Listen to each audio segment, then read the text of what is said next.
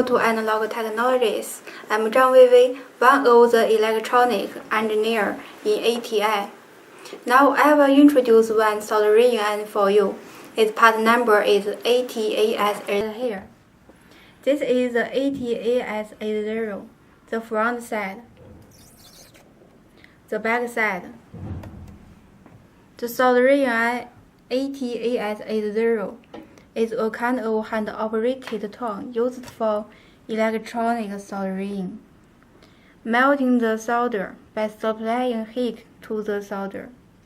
Then the two workpieces will be welded together. ATAS80 consists of a main machine, a soldering handle, soldering tips, iron holder, a soldering handle connecting wire, a power cord,